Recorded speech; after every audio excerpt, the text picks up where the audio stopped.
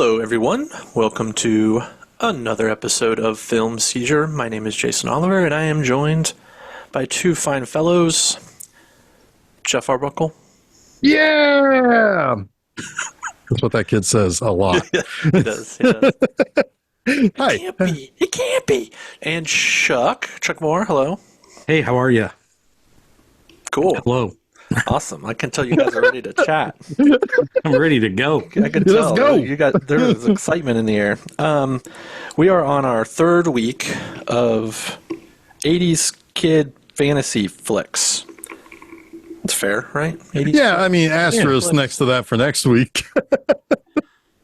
Yeah. But we'll talk about that next week. We are talking about the 1984 film. Yes. The Neverending Story, directed by Wolfgang Petersen. Uh-huh. I was surprised by that. I was surprised that was Wolfgang Petersen. I was not, because I knew it was, but I was surprised. I was surprised by that the first time I learned it, so yes. Oh, okay. There we go. Because it is a kind of an odd thing to make 3 years earlier, Das Boot, and then make the Neverending Story. That's a pretty strange way to start your film career. You know what movie of his I like? Enemy Mine. Well, that's a good one too, but that was not what I was going to say. I was going to say In the Line of Fire. I like that movie quite a bit. That's some solid Eastwood. But yeah, it is. It is. Yeah. I like Outbreak. Outbreak's fine. Outbreak Monkey. Yeah, it's pretty. That movie got real popular for about a year after a pandemic broke out. People were all over Outbreak. Yeah. They should have been watching the Andromeda Strain instead. Or that Contagion movie, the Steven Soderbergh's Contagion. You see that? That's truly terrifying. Whew. Okay, so 1984, Wolfgang Petersen, Neverending Story. There is a German version and an English version of this movie, I guess. I didn't realize that. Oh, I didn't know that. German version doesn't have the song in it. The Jojo Marauder song, which I think is kind of iconic and became even more so iconic for a new generation recently with Stranger Things a few years back. Oh, yes. There was quite a moment in Stranger Things season 3 or 4 with Dustin and his girlfriend singing that song to each other. Were they riding a luck dragon? I wish. I want one of those. Fighting a Demogorgon. I don't remember. Oh, okay. But I would like to have a luck dragon. He seemed pretty cool. I mean, everything's a lot easier with a luck dragon. He said so himself. Yeah. Not that it matters, but I used to have a luck dragon. What? Wait, what? Like a plush? Yeah. One?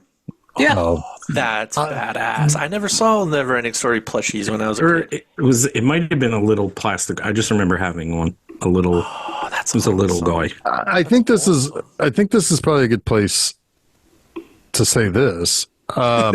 This was the first time I ever saw this movie. No way. Yeah. I mean, I've seen the scene that everybody knows. It's like I've seen that scene. What, the Artax scene? Yeah, I've seen the Artax scene. I've seen the luck dragon. I've seen, I know what that is. Like, if you showed me that, I'd be like, it's so much. I guess, probably, yeah. I mean, like. You're blowing my mind right now. This is so much so. Well, there we are. Well, remember what I said a couple of weeks ago when we were talking about Labyrinth? The one movie I know I saw as a kid is next week's movie. Yeah, because you watched all the grown-ups. Yeah, your older brothers. Yeah, so mature. I am so mature. So mature. Picking my nose while we're talking. Yeah, he was hairy at 10. Kind of. But no, I mean, like this has always been in the zeitgeist of my brain, I mean, and it's always been up there, but it's like, yeah, I mean, like, no, I mean, and I certainly remember when the second one came out, in 1990, but like, I, yeah, I don't know. Was there a time in your life when you were like, sequels. I never saw the sequels. Did you see the sequels, Chuck? no, No. no? Well, maybe the next chapter, but I don't remember it. Jeff, was there a time in your life when your older brother sat you down and was like, we need to have a serious talk. You need to grow up and not be so childish. You can't watch the Neverending Story. Well, he drank his blended orange juice with a raw egg while he had yeah, exactly. Yeah. Yeah. Did he look like Major Dad? It was Major Dad. I know, but okay. No.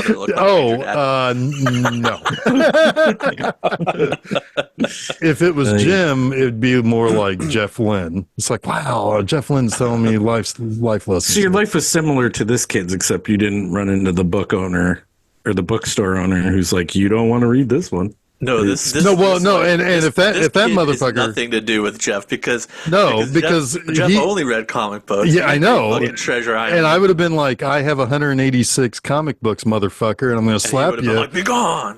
You will not go on this amazing adventure. Which is fine because I'll go home and hang out with Thor. It's great. Oh yeah, your movie would have ended when you walked in. He's like, yeah, you read comic books. You're like, you're right. See you later. Credits. The ending story. Fantasia awaits the next child. Go get bullied. Now I never got bullied. But here's the thing. I have seen Fantasia. Does that give me any points? Does that get me anywhere? I saw Fantasia when I was a kid. Oh, damn it. This is almost as weird as like, I think one of our friends once told me they'd never seen Goonies until they were an adult. And I was like, what? This is like close to that. Yeah, really. As far as like one of everyone, our friends, friend of the podcast and past guest host, has never seen Princess Bride. That right? too. It's like, that's crazy. Yeah. Wait, which one? Wait, which one? Ken had never seen it. Oh, I think I don't. Well, here's that. Well, is it better that he has never seen it, or is it? Wait a minute. Is it worse that he has never seen it, or is it worse that I actually don't like that movie? Well, you're one of those weird people that don't like that movie. And you were reading comics while we were all having adventures. There was a whole movie. thing on our listener Dave's Facebook page a little while back about people just deciding to shit on Princess Bride. And it's like, you guys just all suck. I'm not shitting on it. I just don't care for it. It's like, yeah, it's just not my speed. I think that was basically Dave's opinion, but then everyone else was like, oh, overrated. I'm going to give you a paragraph of reasons why this movie sucks. I'm just like, you all just kind of just suck. So I'm not even going to. That's well, fair enough. But like, no, I'm not going to give it a paragraph. I'm just going to say it's not my speed. It's not my thing. It's just there's so much joy in that movie, but we're not talking about that movie. We could have talked about that movie. We could have fit the month for sure. Would have fit if there was one more week. It was not recommended by our listener. He recommended Neverending Story, and I'm going to say I'm glad that he did because I really like this movie. But I admit I am tied to a ton of childhood nostalgia to this movie. I saw this movie a lot when I was a kid, and it was one of those movies where like I'm watching. I probably haven't seen it in 20 years, easy 15 at best. And man, it was all coming back. This is a movie that I've loved from my childhood still work, and the scenes that I cringed at when I was a kid, I still cringe at. Right, but I really like this movie. It's dark enough, it's kid enough. It all kind of feels there's moments of true like scary danger in this movie that I had forgotten. Really are pretty frightening. But I think it suffers a little bit from last week's movie's problems with, and next week's movie's problems too. It's a little scarce on plot. Well, I mean, it's. I don't know about. I don't know if it needs to have a massive plot. I think Chuck and I talked about that last week, where it's like, it's a hero's journey. It's a straightforward. It's a kid's fantasy movie, so it's like you just got to get hero to the end of the journey. And I think I'm more talking about Labyrinth than I am Dark Crystal. Not last week's movie. Oh. lack of plot. But anyway, I don't care. I don't care. I really truly unabashedly have a lot of love for this movie, and honestly, like there are themes in this movie that hit a little harder as an adult too. Yeah, I think than when I was a kid. And then the whole meta narrative too. Like there's stuff to talk about there that I think is really interesting.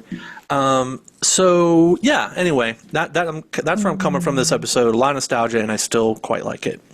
From a first timer's perspective, there's a lot of reason. I mean, this is a movie that it just. I could understand why people would like this, especially kids. I understand, Jason, why you would have watched it a lot. Like, even with the sad stuff, there's still a lot of like wow factor and a lot of like, it's like awesome, he won the day kind of feeling to it, if that makes sense. There is like right from the beginning, like once it gets into the book, it's like you meet those, you got the sleepy bat, you've got the who may or may not be a fact bat, by the way. No, he's a stupid bat. He's like the opposite of the fact bat. Yeah. And then you got like the gross little troll guy, and you've got like the little cute like wormy guy, and you've got the Oompa Loompa guy. The Mad Hatter guy. Yeah. And then good old Deep Roy in this. Yeah. But then like it's like, I like that big rock guy. It's like you feel bad for that big rock guy because he's kind of the last of his people, and you feel real bad for. I felt worse for him than I did the horse. Well, when he was kind of giving up, Oh yeah. Yeah. Oh yeah. That's the rock. Sorry, I was looking at something. The rock biter. Is that who you're talking about? Yep. Yep. That to me, that is the true like emotional weighted scene in this movie for me. I mean, yeah, it devastates me every time. Yeah, and don't they look like big, strong hands? Oh, it's so fucking good, man. But I think after it makes me like, oof. Just, yeah. Yeah. But no, it's like there's a lot of like visual, like okay, it's a 40-year-old movie now, so some of the visuals are dated, but it's like at the same time, it's like, man, it looks like a movie I would have loved 40 years ago, and it's still, that sticks with me. Like I can feel nostalgic about other things watching this movie. So it's like, it's like a doorway into extra, nostalgic and sentimental things. But Chuck, have your kids seen this movie? I assume so, right? No, they have not. No, okay. So they're like, they did not. Yeah, they did not watch it with me. I think we've talked about this on the show before. My oldest, Sarah, doesn't watch movies at all, like ever. And then Brinley has to be like convinced that she's going to like it, which is hard to do when you haven't seen it yet. Yeah, it's like, what? She's always like, what's it about? Am I going to like it? And I'm like, they're protective of their time, man. They are very protective of their time. I'm protective of my time too, but goddamn, I went and saw that fucking Crow movie, and I want that time back. But you know what? At the same time, at least I have a future idea for an article on B-Movie Anime. Oh, true. But the movies that I've broken through with Brinley on are like Rain Man and like stuff you wouldn't expect, that she's like, oh, I really like that movie. And then she'll try to get someone else. She loved Nope. She loves Scream. Mm-hmm. So she's a little more Jeff in her. I mean, she's 15 now, but even like 3 or 4 years ago, she'd be like, let's watch The Prestige or The Usual Suspects. And yeah. Neither one of them are going to be impressed with probably most of these movies this month, if they haven't seen them. Yeah. No, I'll tell you about next week with Brinley. Cool. Yeah. All right. But this movie, as far as like Jeff was saying, it's just enough, right? Mm-hmm. Like because next week is just too much a lot of the times with the visuals.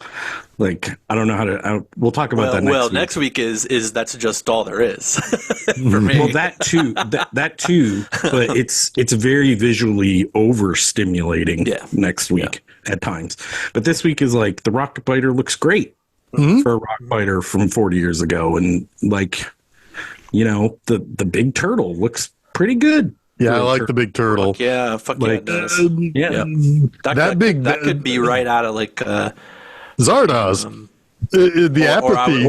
I was thinking like the Dark Tower. Yeah, but I was thinking of the apathy element of like, this is the god of the apathetics in Zardoz. yeah. It's good. It looks good. Yeah, it does look good. The thing that hit really big with me in this movie was the adult emotions, like Jason, you were bringing up earlier. Like, it feels like one giant letter to, I would say, sadness or loss. Like, you just feel loss like the whole time you're watching it as an adult, because it's about a kid who's lost his mother, but it comes through in all these other phases of the story. That's just like, it's very heavy. Depression, I guess, is what I'm getting at. It's a lot about depression. Yep. A type of despair, as the Nothing was described as. Yep. Yep. Yeah. Gives me the heebie-jeebies almost. It does. And I don't think that stuff really hit with me as a kid, right? Because I don't know, I was probably 6 or 7 when I saw this movie the first time. And it's like, ooh, just scary thing that eats up everything and scary dog, right? Yeah, and there's nothing more impactful as a kid than Artax, right? Once that happens, like everything else is small. Certainly, that's why, that stuck with so many kids, that is easy to understand that loss. Oh, yeah. Everybody loses a pet or a friend or, even if it's not necessarily death, you lose a friend by them moving away or something like that. And it can happen slow. It can happen real slow. And that's the worst. That's the worst of it. There can be, nothing you can do, right? Yep. You're powerless. It's out of your control. The thing about that scene, I know we're skipping way a little ahead, because that scene comes earlier than I remember. I was shocked by how early it happened too. Is his inability to even reach his horse, right? Because it's the swamp that makes you sad, and if you succumb to the sadness, you sink and you die, right? So it's another level of that despair theme going on, and the horse is in a sense become depressed, has become sad, cannot get out of that sadness, and cannot save himself.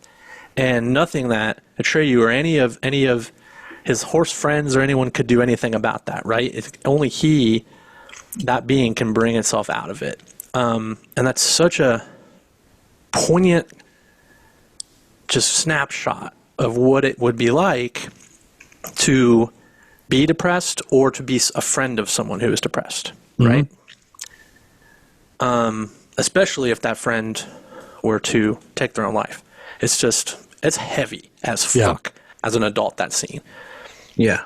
It made me think about people I've lost in my life, and they aren't even close as, Artex is to Atreyu, right? Like people that in my periphery I've worked with that have unfortunately taken their own lives. Like, just thinking back on that, like, they're sinking. It's really, it's just sad.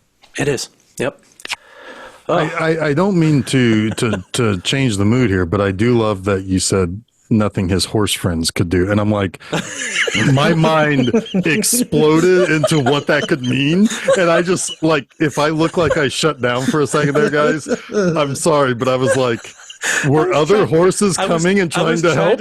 I was trying to connect the metaphor, to I know, but like, I was like, wait, are they like horse friends, like people who go to like My Little Pony conventions? What are we talking about? What do we have here? Definite brony situation. My brain just went like shot off into like infinite directions.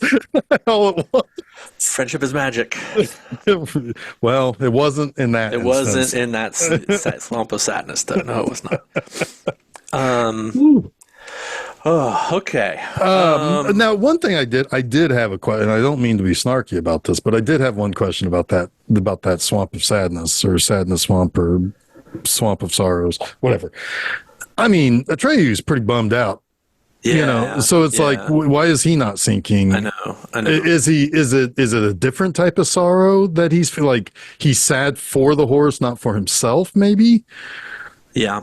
That's kind of the way I always kind of felt about it, was that there's another force at play, right? Like, his sadness is natural. It's a good, Loss is natural, but depression maybe isn't, or something. right, Yeah. right. Like, we do mourn things that we lose, and that the grieving process is a normal, natural thing. Yeah. Gotcha. Okay. No, that makes sense. All right. That satisfies me. Thank you. Cool. All right. Well, let's kind of get into it, I guess. Oh, I was like, "Where's my Wikipedia page?" And I just saw Deep Roy's face, and I was like, "I'm on Deep Roy's Wikipedia page."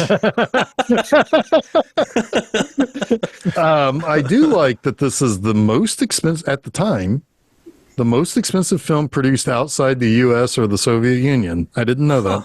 I did not either. All right. Co-production with West Germany, which makes sense because it's Yes. Wolfgang Petersen. Wolfgang Petersen, right? Yeah, I don't know much about like how this movie got made. Sorry, people, I didn't really do that research, but I do know it was shot in Vancouver. The city sequences. I was looking at that scene. I was like, that looks very Canadian. Yeah. And sure enough, it's in Vancouver, Canada. A place I've not been, but I have been to other Canadian cities. But it didn't have that shitty sheen of most. Well, yeah. now, like I said, bringing up The Crow again, there's Definitely a had shittier an alley, sheen. though, that they had to make look dirtier than it really was in real life. Cause everything in that alleyway looked a little too clean. Yeah, it's like Even the trash in the the kid was the just kid like came straw packing materials. Yeah, the kid came out of the trash can looking pretty good. Didn't mind going to school the rest of the day or whatever. Like I said, I would like to put an asterisk on that shitty sheen. There's a shittier sheen. We all know that's when it's very obvious a movie meant to be set in the United States is being filmed in Eastern Europe. That's a really shitty sheen. Shittier than Charlie Sheen. Oh yeah. Okay. I don't know that they don't really put a place on the setting of where this kid lives, so it can be wherever. It's fine. It's random. It's city with everyday kids that you're supposed to identify with, which you do. So it's like no notes. You did great. I love how great the adults did it, not interfering with the bullying that's going on. Yeah. Like, what the fuck, adults? Like, you could at least try to break that up. Those like 5'3" kids looked way too scary. Yeah. Yeah. with their like cut off jean jackets and kind of mildly spiky hair. They were just, no, it's not worth it. I'm not getting involved in that. Kids gotta learn,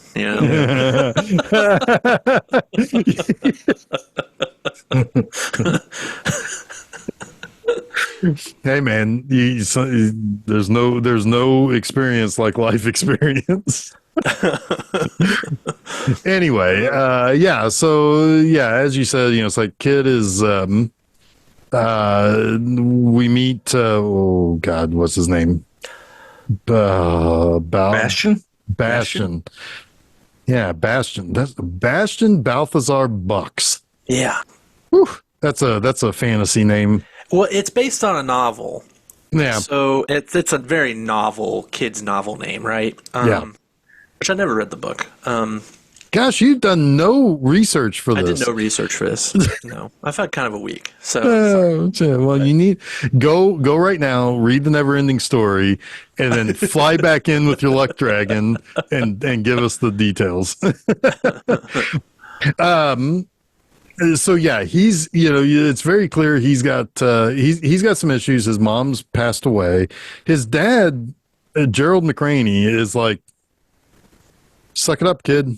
It's like you're not getting along at school. You're you're drawing horses. He's got horse friends, I bet. Yeah, he does. Yeah, he does. Well, he says the thing you are seem to be interested in is horses, but you're too scared to get on one. So the riding lessons were a failure, basically, is what he says. It's like, oh man, the dad seems to be trying, but the dad is at the end of his rope. Yeah, He's like at the end of his Midwest stoic rope. I was going to say, it doesn't look like his rope is that long. No. He reached it I know. rather quickly, probably. yeah. Well, But he is. I mean, proud of himself. he's he thinks he gives the best dad talk ever at this. Yes. This breakfast. He does. I mean, like, we got to also remember, it's like this guy. This guy's lost his wife too. I mean, it's like, it's not easy. And the drink he's drinking, the orange juice and an egg in a blender. God. Which is funny. Like if you look that orange juice and an egg up on Google, like one of the first hits of Neverending Story. But I guess it's a hangover cure. Oh, so he's drinking himself silly right now. So Chuck's comment to me was like, what was it, Chuck? Like, I think we need to talk about your problems. Let's start with my alcoholism. Yes.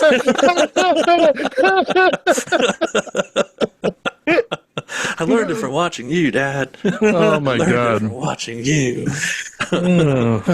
Yeah. So the kid, he's going off to school, and bullies come dump him in the trash can. As bullies do.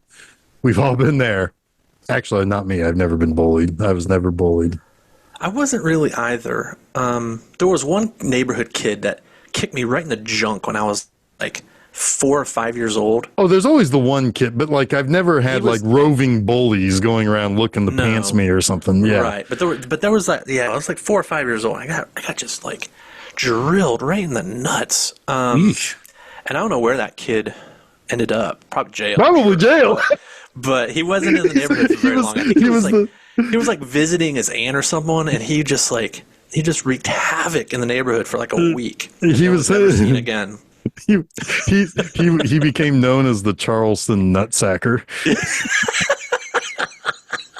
I like that. Charleston Nutsacker. I do have to go back because that would be like the knockoff Nutcracker movie, the Nutsacker. Or I was thinking more he's like one of those urban legends, like a little creature that kicks people in the nuts, like you never see it. You never see him again. I imagine him. I don't know. This is so dumb, but I imagine him dressed up as the bad sensei from Karate Kid, with the sleeveless like black button up, vest that he always leaves unbuttoned. So it's like what are those things called? I don't know, but I'm picturing him dressed as Gump from next week's movie. It's time you and I had a nice chat about facing your problems. Take my alcoholism, for example. That's what you said, yes. But yeah, he thinks that he's got his wonderful speech has turned everything around for his son. But Bastian has kind of gotten used to telling his dad what he wants to hear. Yeah, true. It's just easier that way. Yep. Yeah, he seems to be. I mean, he is kind of independent, Yeah. Yeah, he's an 80s kid. Yeah. Right? Like, a lot of us were like, not that my parents were absent, but we did a lot of stuff for ourselves when we were kids, too. Yeah. Well, that was our generation. For days. Yeah. Yeah. Not days. Disappeared for the whole day. And then show up for dinner or whatever. It's like, they just yell out the door and I got to go back. Wherever you were, you heard your mother yelling. Heard that. Yeah, you heard it. It was like a dog whistle, Yes. It's like, I got to go. Time for dinner. See Kick the dirt and jog home. Yep. Yeah. Yeah, or like me, I would launch my ass off of a swing set or something. Yeah, like get going really good so I can really test those bones out. Yeah, I used to be able to do that finger thing he's doing. Oh, me too. He's got his each finger over the last finger like curled. Oh yeah, and I think that's why, because for some reason all the kids in school started doing that at some point. Now it hurts. And it was probably because of this movie. Because I don't think I've ever seen that anywhere else. Yeah. Can't do it anymore. I can almost get there, but he wasn't doing the people in the steeple thing. No, the people in the steeple. Bastion is trying to make an effort to get to school on time, and as you stated, he gets jumped by the bullies, thrown into a trash can, and he has to run away from them again. When they're like, "No, you stay in there, you piece of shit." They don't say it like that, but that's what they're Yeah, saying. but that's what they would have said in real life. Yes. So he runs and then hides in a bookstore. Yeah. And the owner of the bookstore is like, makes fun of him. You don't read. You probably read comics. But you can't see this book. Like, this book is too important. Nothing you read is important, which is, the first thing you say to a kid when you want to entrap them into wanting the thing that you're telling them they can't have. Oh, yeah, for sure. Right? You knew exactly what was going to happen the moment. It's like, Yes. This isn't for you. It's like, yep, you can't read this. It's too important. Yeah, it's too important. Yeah, right. By the way, I want to cut in some Jason Lee from Mallrats stuff when the guy's like, "Oh, you probably just read comic books." It's like, "Oh, you don't think comic book reader can't start some shit?" Just kind of intercut all of that shit in. Do it. I have an intercut next week we could talk about. But anyway, sorry, I keep bringing up next week. No, that's fine. Yeah. But yeah, Bastion eventually gets to school. He looks in his classroom door and he realizes there's a test going on. He's like, "Ah, shit, math test." Well, is he locked out also? I don't know Who if he's does locked out or that? he decides not to go in. I don't think he goes in. I think he sees it's a math test. He's like, screw Yeah, that. math's not my thing. I'm gonna go up to the attic book. and I got this the book coolest with fucking snake place shit in the on it. universe. right, and he's there forever. Like he is. Yeah. He is like. It goes nighttime up there. Yeah, I was gonna say. I said to Susan actually, I was like, man, the like attics in these Canadian grade schools are creepy as hell. Yeah, they got skeletons and big old giraffe-ing windows that slam and shit. And but it is cool. Like, I always wanted to hang out in this place. Like, I would love to take a book and go up there. Or like have that be like the meeting place for like your club. It's like this is the club of the nutsackers. It's the Stand By Me Club. Or yeah, the Charleston nutsackers. In boarding school, there was this. We were such dorks.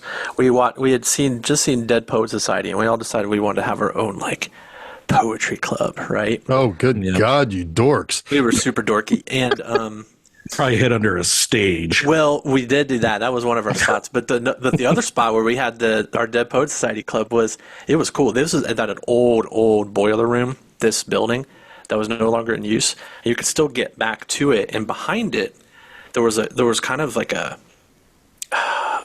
basically dug out cellar still in there. And it was where they like stored the coal and everything. I think the coal chute came down into there. So it was this really creepy little place back there. We'd bring flashlights and candles to light it up. And it was cool. That's neat. Any Freddy Kruegers back there? There were no Freddy Kruegers, thankfully. Oh, dang.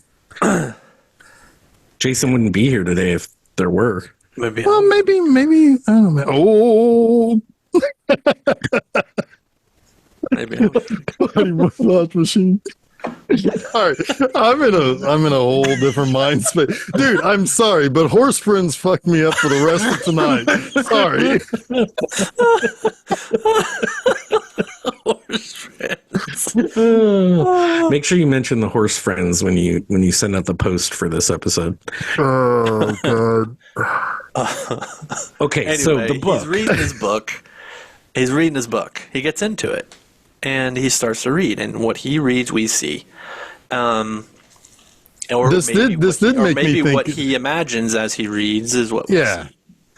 In a way, I was like, once I realized, like, oh, it's going to keep cutting back to the kid, like reacting to it. I was thinking, it's like, yeah, kids, 40 years ago, this was our watch along, like while people played video games. It's like we watched people read books and react to it. well, I mean, it's not unlike a movie that would come next year that we've already just talked about, Princess Bride. Both of these based on novels, both of them with a kid who's being drawn into a story, right? Right. And then we're seeing his imagination bring the story to life. Yep. Yeah. But only one of them has Columbo, and that's the better movie. Sorry. Jeff may not agree. No, he probably doesn't. I don't know. Yeah, The Peter Princess- Falk. I know. Peter Falk and Fred Savage is pretty hard to beat. That is hard. Yeah, I mean, fair enough. But I mean, like, anyway. Anyway, so what do we see first? We see a campfire, and it's Deep Roy, who's this very dapper dressed little guy. Teeny Weeny is his like name. Very little, yeah, teeny weeny. Is that his name? Yes. Oh wow. Yeah. And I then like he has a snail. Yep. It's his racing snail. And then we also have I love it. I love think that. it's the night hob. The night Yep. hob. Who he has a a hanging glider. A bat. narcoleptic hang glider bat. Hang glider bat. Yes, it falls asleep. So he calls him his stupid bat. They wake up, stupid bat. It never does. No, even when Until it's flying, it- it starts to fall asleep. Yeah. Which is Pretty fair funny. because it's daytime when they're flying. Come on, guys. Yeah, you know, exactly. it's like- You know nothing about bats. But the rockbiter comes right up on them, and rockbiter's huge, and they're tiny. But a rockbiter sees them, and he stops, and he introduces himself, says he's from, I think, the north. something like Yeah. that. And that he is, lived next to a lake, and the lake this morning was just gone. And they're like, "Well, what? It was a dried lake." It's like, no, that would be something. There was nothing there, Nothing and there. and he's like, "Well, okay, so it was just a hole." It's like, no, a hole is something. It's like he's really trying to drive home the point that he woke up next to nothing. Yeah. Right. And Teeny Weeny is interested because he's seen something similar from the west, I think, and Night Hop from the east, right? And they all just kind of happen to have converged in this place, which I love. That's very old fantasy kind of trope. Found stuff, friends right? and found family. Yeah. Yeah. Like that would be very. They did in 5 minutes in that scene what Stephen King would take like 500 pages to do to bring them all together. But I mean, Right. that's not necessarily a bad thing either, because Stephen King would be interested in telling each of their stories. But this is only a 90-minute movie, folks. So they all meet and they decide, well, we got to get going. We're going to the Crystal Palace. Is that what it's called? It's not the Crystal Palace, but it's like the Ivory Tower. Ivory Tower, or where the hell is it? Let's make sure we get this right. Anyway, I'm pretty sure it's the Ivory Tower. Whatever it is, it's a shining tower. Yeah, it's the Ivory Tower Ivory for Tower, sure. where the Empress lives, and that's where they're all going, because they want to find out if the Empress knows what the hell is happening in Fantasia, right? Yeah. The heck is happening in Fantasia? So they decide we got to get going, and they do, and the good thing they do, because the nothing is like right on the rockbiter's tail, so they're able to escape the nothing and get far enough away from it, and they make it to the Ivory Tower, and a bunch of people are at the Ivory Tower, and some dude is talking to him, like the childlike Empress's Concierge or consort. like first in command or whoever it is. Yeah, I don't know what the heck that guy is. Servant of the Empress is Charon. Service of the Empress. Yeah. I like that there are like people, they're like little people who are just heads with legs and arms. Oh my God. Then there's people who have multiple faces. Those Four guys faces, were, yeah. Well, one guy There had, was one like little fishy thing yeah, off to the right that just barely moved, but it did. So you know it's not a statue. yeah. The guys with the four faces looked like the principal from Back to the Future. Oh my gosh, yes. I was like, hey, it's the principal from Back to the Future. Yeah. 4 times. God. I love those like Stonehenge looking like giant head guys though. Like they are awesome. They're awesome. They look Yeah, those were the guys who were just like heads with arms and legs, and it was a little Modoc-y. Yeah, they were a Modoc-y. little bit. Yeah. And I don't know how this information is learned, but they need a champion, and that champion is a specific person named Atreyu who's going to go on a quest to stop the Nothing. Yeah. So yeah, the childlike empress is sick. She's going to die. Yes. So the world famous or Fantasia famous Atreyu will need to go to the turtle to find out the cure or what will be resolved. But it turns into being a little bit of a wild goose chase. Yeah. They underestimated what needed to happen. What's really cool here, though, is that there is an equal opposite force, right? So Atreyu is the hero that comes in the day. But at the same time, the Gamork, who's one of the most terrifying villains from my childhood, was he scary to you at all, Jeff, as an adult? Because I still find him pretty scary, but I don't know actually, how much of that is what's kind of funny is not especially scary, but I recognize him immediately because he kind of looks like what Jack Nicholson turns into at the end of Wolf. He does. Because I just watched that for an episode of Monster Mondays next month. So I was like, wait. Did they just reuse the close-ups here? It's like, what's going on? I gotta tell you, I'm here to kill Atreyu. Yeah, exactly. I'm just marking my territory. Sorry, that's probably a terrible impression. It's really pretty good. That's pretty good. Oh, thank you. I was just fishing for compliments there. It's cool that there is that opposite, like, it comes up in 3 of these movies, I think, like the balance of good and evil, right? Right. It's not necessarily stated that way every time, but I will say that the guy who voices Falkor, who we'll meet here in a little bit, the Luck Dragon, Gamork, and the Rockbiter, is Alan Oppenheimer, who is best known for Skeletor creating the bomb. Oh, okay. Yeah. I didn't know that. Yeah, he did a ton of 80s cartoons, but he is probably like, he goes to conventions to sign pictures of and things of Skeletor. Yeah. Oh, of course. Of course. I bet he gets a lot of Falkors, though. Oh, sure. I'm sure he does too. But we saw, I mean, well, we didn't see him, but he was at a Days of the Dead, and he had like big giant picture of Skeletor on his banner, you know. So that's pretty cool. Yeah. I mean, that's got to be the biggest property, right? Sure. Well, I mean, yeah, he did. I mean, he did do some, like he did Transformers and stuff like that from here and there, but I don't think, I'm not sure exactly what he did, because I mean, like, just a ton of stuff. So that's still cool. What he's done is still cool. Well, Atreyu, what does he get? He gets a crazy cool medallion to wear. Yep. That is going to guide him and protect him. And it announces him as a voice of the Empress. Sorry to interrupt. It's like no, that's good. Yes, thank you. Yeah. But he doesn't really know where he's going, so he's just kind of hoping for the best here.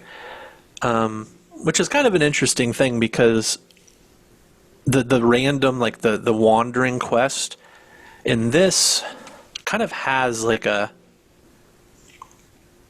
it's part of the meta narrative, right? Like it ties back to Bastion and the fact that he and Atreyu are connected in a way that neither of them understand at this point. And even at the end, Atreyu thinks he's failed, right? But because of this key piece of information that he cannot fathom, he hasn't. He's done exactly what he needed to do without even knowing it, right? Anyway, so he starts his quest, and I think the first place he goes, I mean, he has a nice moment with his horse, Artax, which, because Artax wakes him up. He's like, we got to get going. Oh, he doesn't say that. He doesn't know how to talking horse. that would be a hell of a horse friend. Oh, Trey, I'm drowning here, man. I'm falling right into this shit, man. Pick his curtains for me. I'm so sad, man. I just can't move. Now I want to voice that scene and put it on the internet. Oh my gosh. But after they get up and get going again, they end up in the Swamp of Sadness. I think we've talked about the Swamp of Sadness. I don't think we need to talk about it. We've done it enough. Yeah. We've done enough there. Yeah. But everyone's saddest moment of their childhood occurred right here, except for Jeff's. Actually, the funny thing about that too is, what did Susan ask me? I forget what she asked me. It's like, what are you talking about? Because she had never seen it. So I shouldn't talk, Jeff. Like, my own wife has never seen this movie. Yeah, hey, leave me alone. She thought she had seen it, but she hadn't seen it. And she was like, what are you like talking about? Because I think I would make sure, oh my God, it's already going to happen. It's this early in the movie. She's like, what are you talking about? I was like, oh, only like the saddest moment of my childhood. But anyway, that happens. And this, I think, is where he then finds the turtle, right? Yeah. After he emerges, because basically he has his grievance. He grieves, and he looks over and he sees the big mound, which is the turtle's, shell. Yeah. Morla, the ancient one. And not that it matters. Tortoise turtle.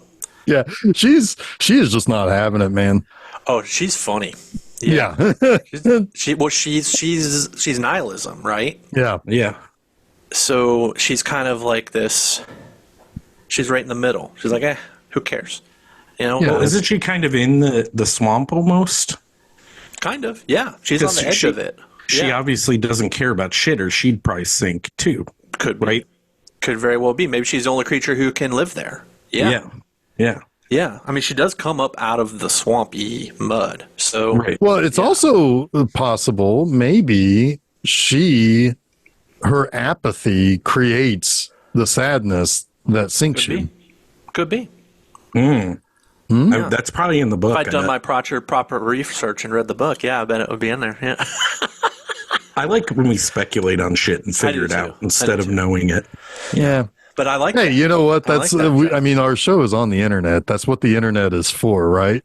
So it's like we're just living up to our end of the deal with being on the internet. Exactly. we don't know shit. We're just a bunch of guys wasting our time talking about Neverending Story. I mean, yeah, and at this rate, never-endingly talking about this. Truly, we're truly, not protective of our time at all. No. Oddly, though, the end comes pretty quick from here. To comment on Jeff's never-ending. I'm just joking. I know you are. Well, this movie moves. It really does. Move. It does. There's not a whole lot of downtime going on here. Yeah, because after he tells her, or I'm sorry, she tells him, oh no, I don't have the answer for you. You got to go over there, but don't even bother. It's 10,000 miles away. Yeah, which is like a third of the circumference of the Earth. This place is huge, right? And he's like, bummer. But then that's when Falcor comes along. He's like, hey, little buddy. Yeah, he picks him up off the ground because he saves him from the nothing. The nothing, and more specifically, Gronk. What the hell is his name? Gamork. Yeah, I'm just going to call him Gronk. Gamork knows about Atreyu, but he doesn't know what Atreyu looks like. Comes in smashing beer cans on his forehead. Hey, kid! Oh no! Sorry, I'd want to be safe from that too. Yeah, I don't know. I'd probably have a beer with him. He'd probably only talk to you about how he can't get.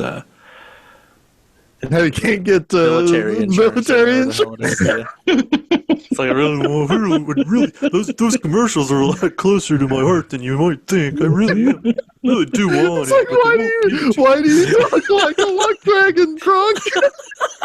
He would sink you immediately. Your like despair. Oh my god. Oh. This episode's off the rails. Well, it's horse friends, goddammit. It's funny though. All right. So what happens next? He wakes up. Atreyu takes him almost all the way there. Yeah, he wakes up and it's like, you're basically already at the gates that you need to be through now. But there's a test at the gate.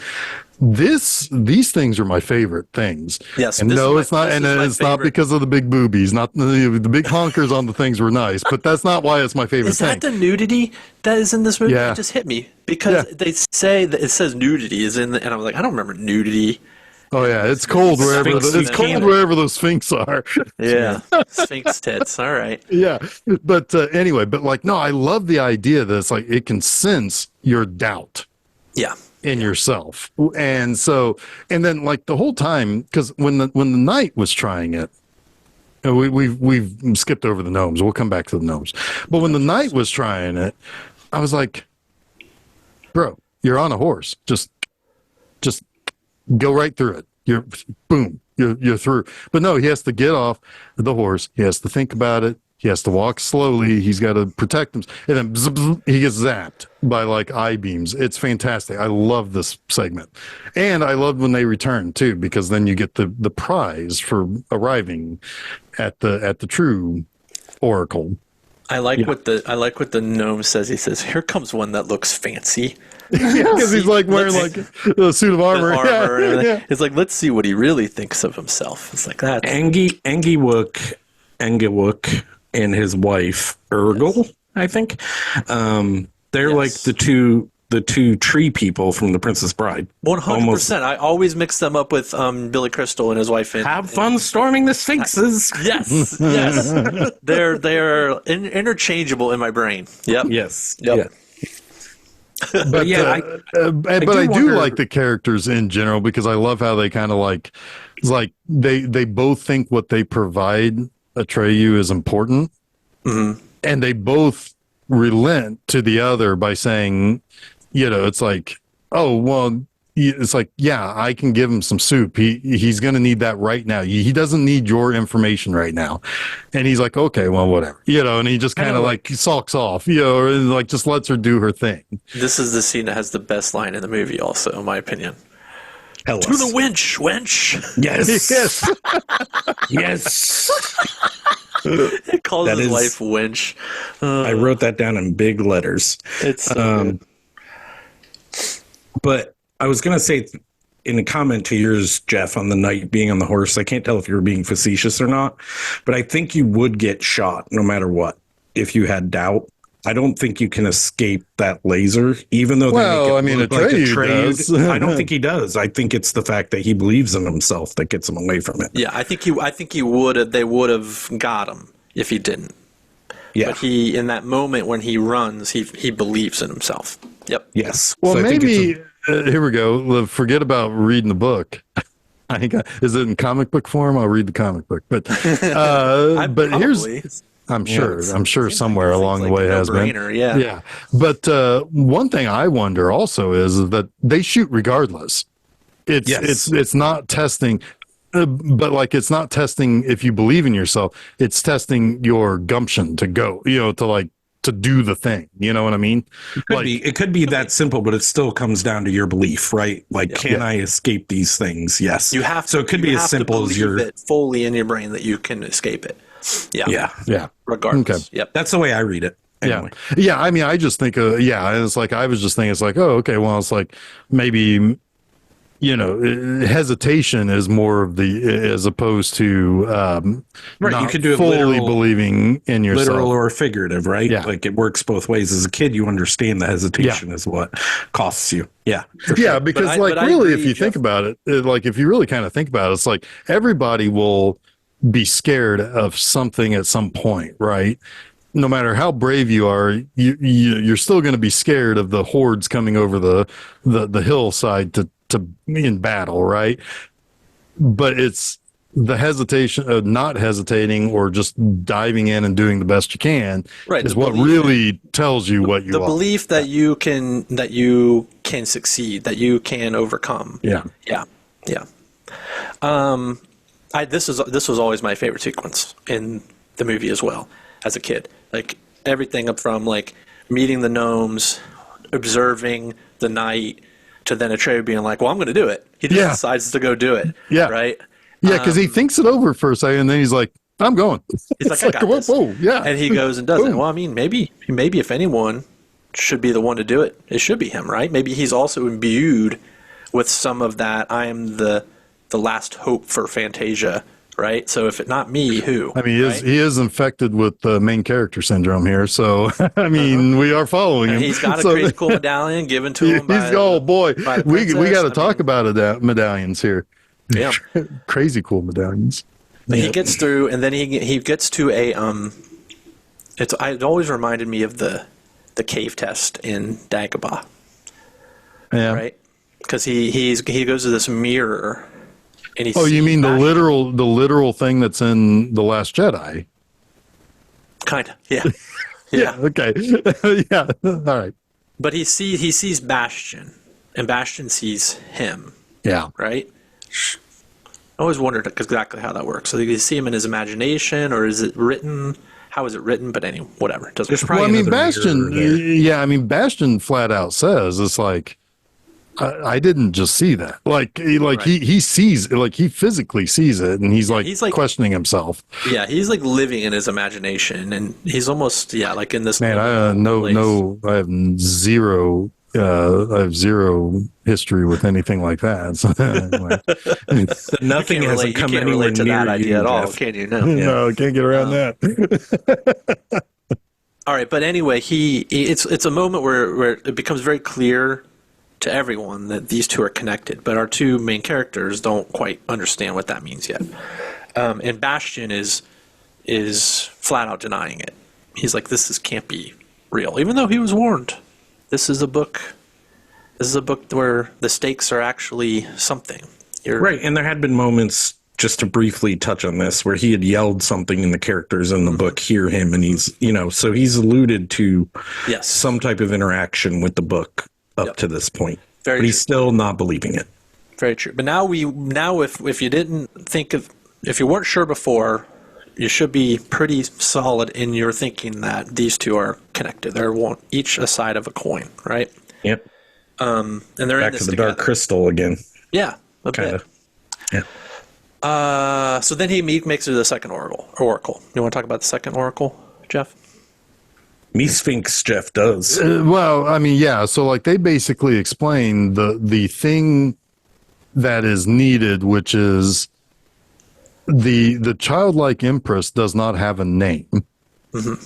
So she needs to be assigned a name from outside of Fantasia's world. Outside the boundaries of Fantasia. Yeah, to which he's like, huh? How do I get there? Yeah. But basically they're telling him like that's the key to it all, is that she needs to have a name assigned to her that is not from Fantasia. And at this time, unfortunately, the nothing is coming. And this is where I think Falcor has to come along again and rescue him from the nothing once more. Because and then the nothing catches them and drops him on a beach too. Yep.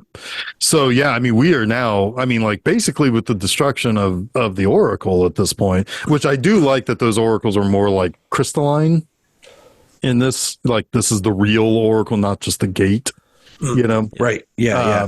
I love the way they look. But it's like basically with the destruction of the Oracle and the answer given to him, the answer he does not understand, we are now like, here we go, beginning of third act. Right, we are at our hero's lowest point. Yep. Because he's basically in the nowhere at this point. Mm-hmm. He's lost his luck dragon. He's lost the amulet. Yeah. I don't even remember how he gets it back, or where he finds it. No, he doesn't find it. Falcor finds it. Yeah. Oh, okay. Thank you. That's why I don't remember. That's how he knows I think that's probably how he figures out how to find Atreyu. But he does find it. Yeah. But I think my favorite scene as a kid, which I won't be able to describe it super well, is the upcoming one when he walks up the beach and he ends up in the murals. He ends up in this old building looking thing, and the murals are showing him the story that he's traversed back from when he was identified as the hero to flying on Falcor to everything, and then he sees the picture of the Gamorreek. That's some Nightbreed action going on in that. Yeah, a little bit. Yeah, Yeah, a little bit. And then the Gamork kind of materializes out of the darkness, and he's like, I am the servant of the power behind the nothing, and that just fucking terrifies me. And Atreyu, it's escaping me how he escapes here, even. Like, he somehow gets away from the Gamork. He doesn't kill him. Oh, he does. He does. He does kill him? This is where they stand off. Yeah.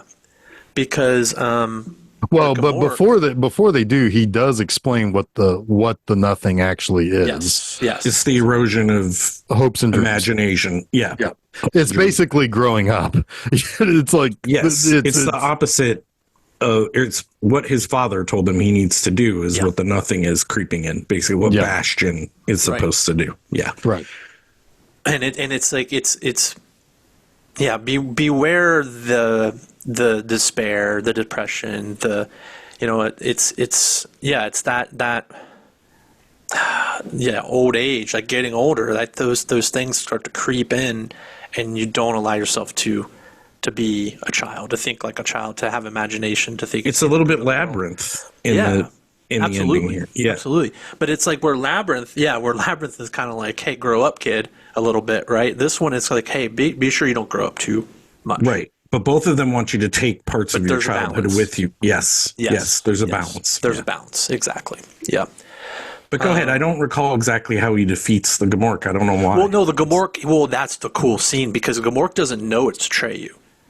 Right. And Gamork tells him that he was looking for a boy named Atreyu, who is the last hope for Fantasia, right? And then Atreyu was like, well, I'd rather die fighting than not. He's like, I am Atreyu, and he's got his sharp knife, or I think it's a sharp rock, actually. And the Gamork charges him, and Atreyu's able to like get his knife up, and the Gamork essentially like impales himself on it, and they collapse. The Gamork is dead. Yeah. Thank you.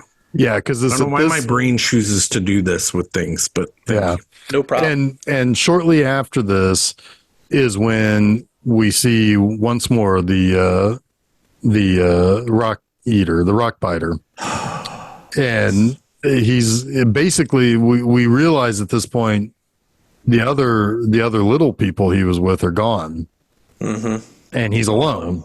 Yeah, and he's basically like kind of just submitting to. It's like there's nothing more I can do here. He said they look like big, strong hands, don't they? So sorry, Jason. I have another one. He says that before. He says even they look like big, good, strong hands, don't they? And he's like, and then he proceeds like, like we know what he's going to tell, right? But then he tells Atreyu that he couldn't hold on to his friends. They got away, and a nothing. They're now part of the nothing. It's like, oh, it's like so sad. And then he repeats it again, and then that's when he says, I'm just going to let it take me. I'm just going to sit here and wait for it. Just going to sit here and wait for it. And then he says it again. They look like big, strong hands, don't they? It's like, and Atreyu nods and says yes, and it's just like, oh. and then the entropy wave comes, the nothing. Yeah. And then this is when, at this point, Bastion starts yelling for Falkor, because they've been yelling for each other, and then that's when Falkor dives into the water to get the medallion. Yes, and then picks him up, and then this is when they basically end up in the nothing. Now, I mean, they are in space. They're in space. There's a void essentially at this point, and they're seeing chunks of Fantasia floating around. But then, as they kind of weave their way through the chunks of Fantasia, they find that the big citadel is still the ivory tower. Yeah, the ivory tower is still there. It's still there, and the only one waiting for them is the childlike Empress. Mm-hmm. And why do they call her childlike Empress? She is a child. Just call her the child Empress. I know she's probably been around for millennia or something, but probably, yeah. In the book, she's probably like 1,000,000 years old or something. Yeah. There's probably a whole detailed backstory, but let's not do that. Let's actually just figure out for ourselves what's going on here. Well, yeah, she has to be given a name, and Atreyu is still not certain how this is even possible. And he's pretty sure he's failed. And she's like, no, you brought the boy with you, basically, right? Like the fact that you traveled here brought your counterpart in the land beyond Fantasia to me to give me a name. He whispers the name. Do we hear it? I put the subtitles on. Real quick, I do actually have an answer here for her age. She's not measured in years. She's measured by names. The turtle tells Atreyu that. I love that. Yeah, it makes so every kid who now reads the book is now like it becomes part of. Well, that must be exhausting to live in Fantasia. Jesus. Well, that begs the question: Are they really? Are they really there? Or does each child just go through this adventure on their own when they read the book? My thought maybe is that every adventure is different, right? Yeah, probably. It might not be a nothing. It might be something else, right? It might be something that relates to your life and growing up. Yeah. Yep. Yeah. That's why it's never ending. Yes. Yeah. Yeah.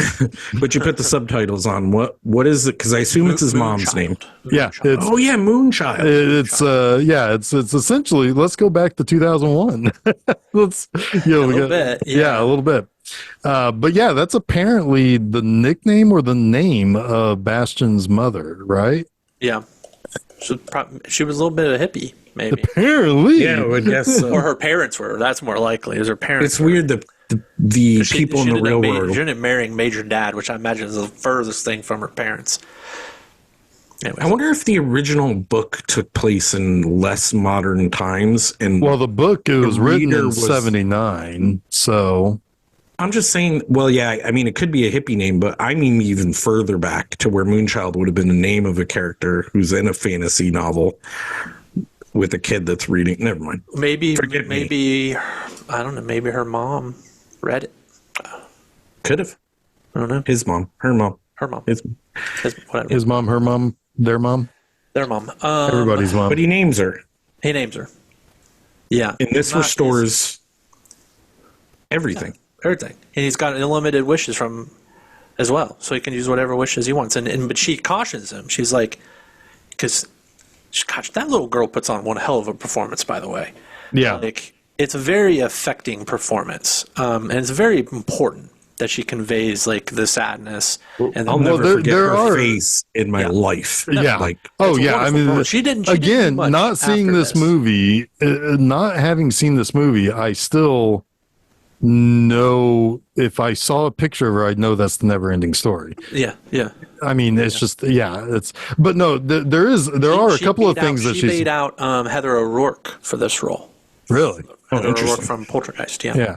So there are a couple of things that is key here. When she arrives, she basically tells Atreyu this was always going to happen. To which Atreyu had the very realistic response of, "Then what was the point of all of this?" Because I kind of was thinking it too. I was like, wait, if this was always going to happen, what's the point of the journey? And then she explains that basically, I mean, it gets explained, but I mean, like, I found Atreyu's like, what was the point of this? Like, very like almost fourth wall breaking. He doesn't. Well, yeah, it is like the movie obviously breaks the fourth wall, right? It's a little bit of that. Well, not really, but.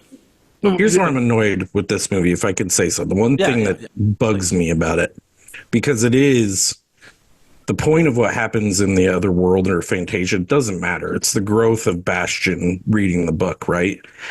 And his first thought is not to go to his father and talk to him. His first thought is to take Falcor and go after the bullies. It annoys me for two reasons. Like, he should confront them himself if he's grown. Yeah. That tells me he hasn't grown. That's fair. That annoys me. You know what, though? Fair.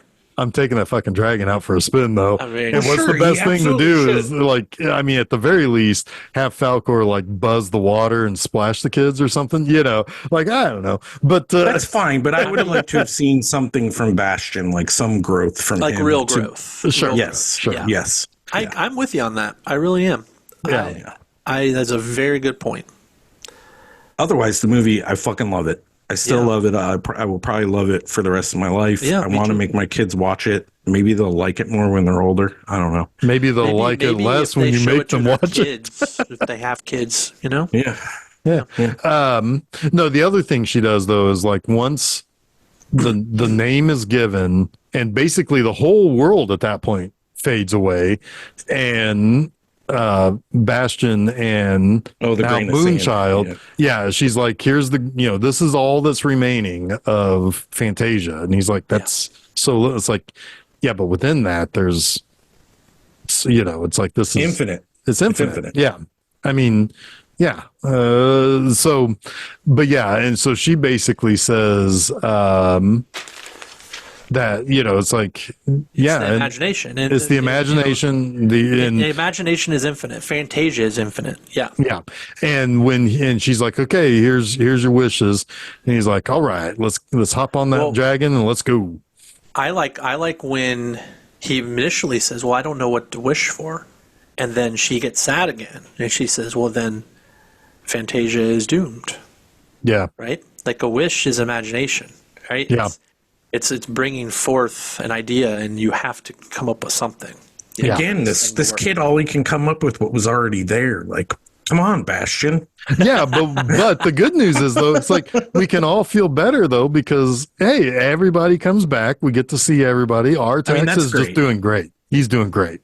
He's running in the fields. Yeah, Artax is alive. That was always like a nice moment for me as a kid. I was like, oh yeah, the horse. Yeah, it almost erases the memory of him dying, but not quite, because I never quite remember he comes back at the end. I always I don't either. Well, but the thing is that I mean, hate to break it to you, but he's going to die pretty much an infinite number of times until the last child reads the book for the last time. I like and it wishes everybody back to life. He has to pay the tax, the Artax. The Artax. All right, so. Of course, a movie like this is going to get sequels. It's called The Neverending Story, for Christ's sakes, right? Right. Yeah, but but it's like, I wish people would understand the meaning of the title. I agree, but it's going to happen, especially if it's a hit. If it's a hit, absolutely a hit. It was a big hit, but they didn't make another movie for 4 years, and I don't think it was in theaters, was it? I want to say Neverending Story 2 video. I think it was direct to video. Because that's when direct to video started doing a Neverending Story 2 was 1990. So 6 years later. 6 years later. Yeah. I think it was direct to video. No, it did. No, it went to the theater. It was really. Gosh, it just didn't last very long. Well, it only made half its budget. Yeah, so it wasn't in theaters very long. That would make sense. And then it was on clamshell VHS not long after. Ooh, here we go. This is not great. It was originally released October 25, 1990 in Germany, but not in the United States until February of 91. That's doom. Like that would have indicated. Now there's possibility that there would have been because that was another co-production with Germany, that they would have had first release rights, but at the same time, February back then, that's not great timing to release anything. If you wanted a kids movie released, you would have done that around Easter, not in February or January. You also released a fairly perfectly contained story that didn't. Yeah, exactly. Yeah. We kind of get the point. Yeah. Exactly. Well, and 1991 or 1990 is a different. I mean, that's a completely different era than 1984. Sure. In terms of kids movies too. Absolutely. I mean, like a whole cycle of kids that would have been the target audience has cycled through. Mm-hmm. So yeah, you're now having to resell it to a whole brand new set. I was going into high school. I'm not going to go see The Neverending Story 2. Exactly. See, I would have been 11 and I didn't want to see it. Yeah, interesting. But to me, I remember thinking it looked cheap. And I don't know, maybe this was one of the first movies where I perceived it was direct-to-video.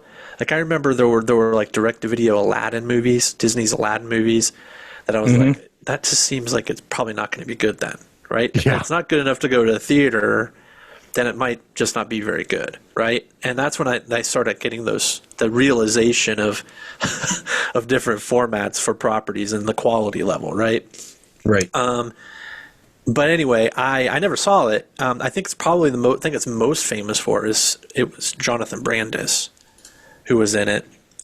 He was becoming a pretty big star at the time. Yeah, that's right around Sequest time. Ladybugs, hell yeah. Yeah, well, Ladybugs would have been a couple years later, and Sidekicks, which were pretty big deals for him. Yeah.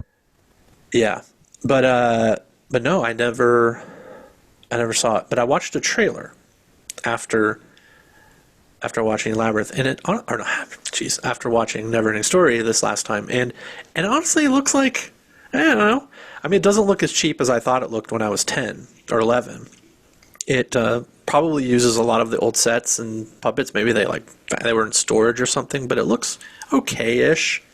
I'm sure it's I would not. be concerned now about it not having the emotional weight I doubt to it it as an does. adult, because it would probably be marketed directly at children only. Sorry, Jason. Yeah, I agree, and it probably doesn't have nearly as sure a hand as someone like Wolfgang Peterson, right? I think it was directed by the guy who made George the T. Miller. Right. What's funny is a fellow Australian. No, Scottish-born Australian filmmaker, yeah. Because he made The Man from Snowy River, which is actually a very good movie. Zeus and Roxanne, that was a animal movie. Oh yeah, dog and a dolphin. I remember that. That was Steve Guttenberg. Oh yeah, he also made Andre. That was that seal movie. It was kind of like a Free Willy knockoff, kind of, with Tina Majorino as Tina Majorino and a seal. I remember that movie. I remember that movie because it came out around the same time that Veruca Salt's song Andre came out. And it confused the hell out of me because I thought, well, wait a minute, is this the song? Are the from two the things movie? tied? Is this song actually in the movie? If the song is in the movie, then this movie might actually have like something cool about it, but definitely did not. Did not. Did not. Other than Tina Margarino, I like her. She's cool. Anything else on the Never-Ending episode? I mean, Never-Ending Story. I was joking. We're at an hour 20. Come on. Because legend has it we have another movie to cover next That week. is what I heard. There is a legend running out there. An oracle told us. Jeff made a face. I think I ruined his joke. Maybe. No. Actually, no. I was trying to think if I did actually have anything else. I felt like something was ruminating, but it was nothing big. But whatever. I think this is a perfectly pretty great little family flick. I'm glad you liked it. Yeah, I mean, surprised. Yeah, yeah, no, I mean, it's got a lot of imagination. It's got a lot of ideas in it. It gives us something to think about. And like, I could see where I would have looked at it much more surface level as a kid, where it's like, oh, great adventure. And like, how cool I would have wanted to be Atreyu. I would have wanted to be the kid who got to act in an adventure movie like this. Yeah, you know what I mean? Wanted to ride Falcor. Yeah. Well, yeah, that too, for sure.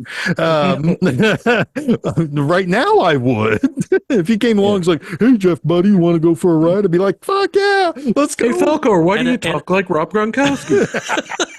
And a year later, we get another long-haired, I guess, what do you call him? Hero? Hero? Yeah, Jeff Goldblum. That's what you call him. You would call him a hero? What did you call him, man? What did you call that? A hero?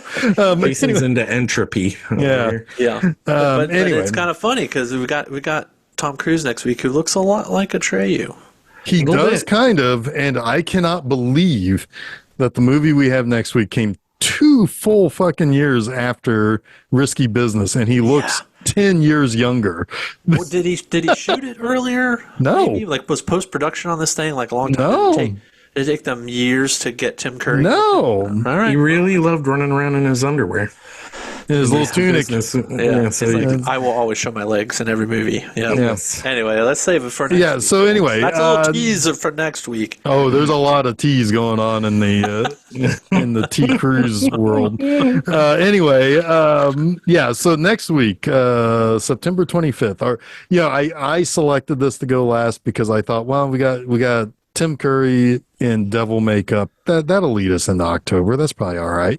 Yeah. Like talking about darkness and Yeah, like for sure. This is the goblins and scariest shit. one, for sure. Oh, easily. Yeah. That's why I say asterisk next to whether or not it's actually a kid's movie. And that's Legend, Ridley Scott's Legend. So that will be next Wednesday morning. Go to filmseizure.com. That's where you can go and find all the places where you can listen to the show, where you can also follow us on social media sites and what have yous. Also on this upcoming Monday, all the same places, we have an episode of Monster Mondays, the 299th episode of Monster Mondays this upcoming Monday. Wild. Yeah. And it's going to be Black Roses. A little rock and roll horror. Fuck yeah, Black Roses. Fuck yeah. That's how Jason would ride the Luck Dragon. I love that movie. I was just telling Shannon that I was thinking about running that outside this fall. Yeah. Yeah, it's good stuff. Anyway, so that is Monday afternoon, all the same places, filmseizure.com. This upcoming weekend at my website, bmovieanima.com, on Friday is a new review for Kiss of the Tarantula, which is not the Italian belly of the black tarantula, but it is this weird little movie about a creepy, spooky chick who collects spiders and uses them in revenge plots, and it's actually pretty fucking great. Wait, what is it called? Kiss of the Tarantula. Kiss of the Tarantula. Yeah. I note of this. Yeah. And you watched it? You don't watch Arachnophobia, but you watched this? I don't know, man. I don't know how my brain works. Anyway, Horse Friends. Horse Friends. Horse Friends. Yeah. I know how to break it. I tell you that.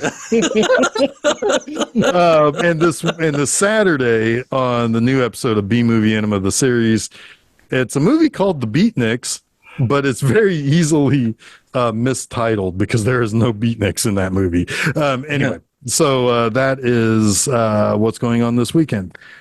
Guys, Neverending Story. Pretty good stuff. Pretty good stuff. Pretty good. All right. So until next week, when we go around the forest with shit constantly in the air to give you sinus troubles, I am Jeff Arbuckle.